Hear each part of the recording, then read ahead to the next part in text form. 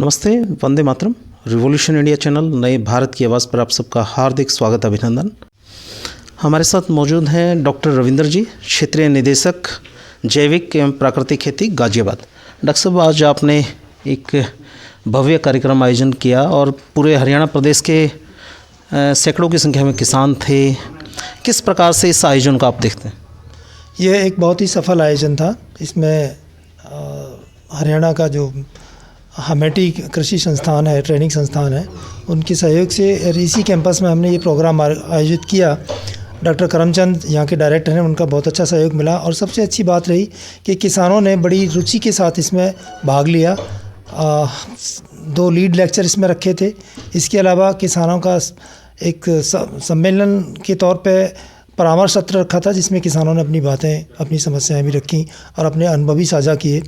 Lead lecture तो इसमें 2 विशेषज्ञों की हुई ही है। इसके साथ ही जो किसानों ने अपने विचार साझा किए और अपनी समस्याओं का समाधान प्राप्त किया, ये इसकी बहुत बड़ी उपलब्धि रही इस कार्यक्रम की। डॉक्टर साहब, आपने कुछ आपके लेक्चर में कुछ किसानों को आपने मोटिवेट किया कि वो अपने ब्रांड को आप रजिस्टर्ड कराएं, कुछ ट्रेडमार्क आप लें। किस प्रकार से हम जो अंतर्राष्ट्रीय मानकों पर अपने उत्पादों को ले जा सकते हैं, क्या वो क्राइटेरिया है, किस तरीके से वो अपने ताकि हमारा जो उत्पादन है उसको सही से मार्केट विश्व स्तर पर मिल पाए? देखिए, इसके लिए सबसे ज़रूरी है कि जो भी किसान जैविक खेती या प्राकृतिक खेती कर रहे हैं, उनके पास सर्टिफिकेट होना चाहिए। अगर उनके पास सर्टिफिकेट है, तभी वो इस बात का दावा कर सकते हैं कि ये उनका जैविक है या प्राकृतिक है, और दूसरे लोग भी तभी इस पर विश्वास करेंगे। इसके लिए कुछ मानक हैं, उन मानकों के आधार पर उनको खेती करनी होगी। और सर्टिफिकेट प्राप्त करने के लिए अगर वो हमारे डोमेस्टिक मार्केट में जाना चाहते हैं, तो उसके लिए PGS पोर्टल पर उनको रजिस्ट्रेशन करना होगा। और अगर अंतर्राष्ट्रीय स्तर पर वो अपने मार्केटिंग करना चाहते हैं, तो उन्हें थर्ड पार्टी सर्टिफिकेशन लेना होगा। दोनों के अलग अलग पोर्टल हैं, अलग अलग सिस्टम है। दोनों में से किसी का भी फ़ायदा वो उठा सकते हैं। अगर उनको अंतर्राष्ट्रीय बाज़ार में जाना है, तो थर्ड पार्टी सर्टिफिकेशन का सहारा लेना होगा। और अगर केवल डोमेस्टिक मार्केट में ही उनको मार्केट करना है, सेल करना है अपना प्रोडक्ट, तो PGS इंडिया पोर्टल पर अपना रजिस्ट्रेशन करा सकते हैं। वहाँ सभी तरह की जानकारी भी किसानों को मिलेगी। PGS इंडिया गाइडलाइंस भी वहाँ पर है। और अगर उसमें किसी को कोई दिक्कत आती है, तो वो हमसे संपर्क कर सकते हैं, हम उनको पूरी सहायता करेंगे। डॉक्टर साहब, मेरा अंतिम निवेदन, आपके जो इंटरनेशनल लेवल पर जो मार्केट के गुणवत्ता के आप आंकड़े आप बात कर रहे हैं, क्या वर्तमान स्थिति में भारत में कोई ऐसे उत्पाद हैं जैविक या प्राकृतिक खेती के जो अंतर्राष्ट्रीय मार्केट में अपनी उपस्थिति दर्ज करा रहे हैं, या क्या भविष्य आपको नज़र आता है? एक बड़ा मार्केट है जैविक उत्पादों का। प्राकृतिक खेती के उत्पाद अभी अंतर्राष्ट्रीय मार्केट में नहीं है, और अंतर्राष्ट्रीय स्तर पर जैविक और प्राकृतिक खेती को एक ही माना जाता है। तो हमारे देश से बहुत जैविक उत्पादन होता है, और यूरोपियन मार्केट में, अमेरिकन मार्केट में इसकी काफ़ी डिमांड है। एक शुद्ध डाटा तो मैं आपको नहीं बता सकता, लेकिन एक बड़ा मार्केट इसका है। अभी कुछ वर्षों पहले तक $6 बिलियन का मार्केट था, और इससे भी ऊपर था, और ये लगातार बढ़ रहा है।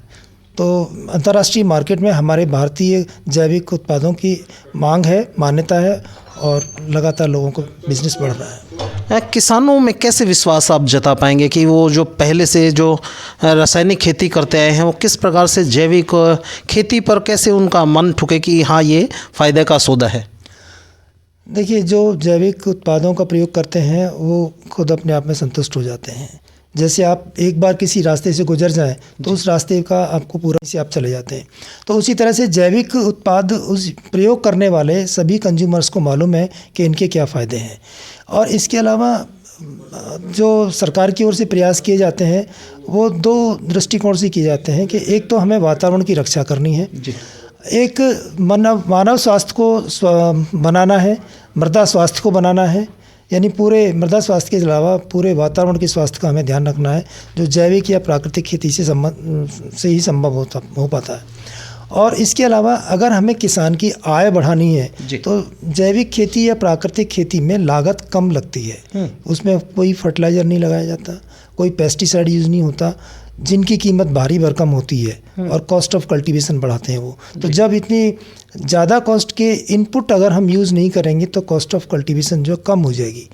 कॉस्ट ऑफ कल्टीवेशन कम होगी, लेकिन हम पर्याप्त उत्पाद ले पाएंगे जितना हम इनको प्रयोग से लेते हैं। शुरू में कम आता है, लेकिन कालांतर में जैसे जैसे फार्मर इसकी प्रॉपर प्रैक्टिस करने लगता है, समय बीतता जाता है और भूमि में जीवाश्म बढ़ जाता है, जैविक कार्बन बढ़ जाता है, तो जैविक उत्पादों से भी, जैविक इनपुट से भी उसको उतना ही पैदावार मिलती है जितनी कि रासायनिक आधारों से या रासायनिक इनपुट से मिलती है। तो इस तरह से किसान कम लागत पे अधिक उत्पादन लेके अपनी आय भी बढ़ा लेता है। तो इन सब चीज़ों के मद्देनज़र सरकार भी इसको प्रमोट कर रही है, काफ़ी बड़े जोर लेवल पर कर रही है और उसी दिशा में हम लोग काम कर रहे हैं। तो किसान का विश्वास बढ़ाना, कंज्यूमर का विश्वास बढ़ाना और ट्रेडर्स का, इसमें तीनों स्टेक होल्डर्स हैं और तीनों को इसमें विश्वास बढ़ता है और उनको लाभ मिलता है उनको। जी, ये थे हमारे साथ क्षेत्रीय निदेशक। आपका बहुत बहुत आभार माननीय महोदय जी। आप देखते रहिए रिवॉल्यूशन इंडिया। फिर किसी अन्य दिन किसी खास विषय पर किसी खास शख्स से मुलाकात कराएंगे। जय हिंद, जय भारत, वंदे मातरम।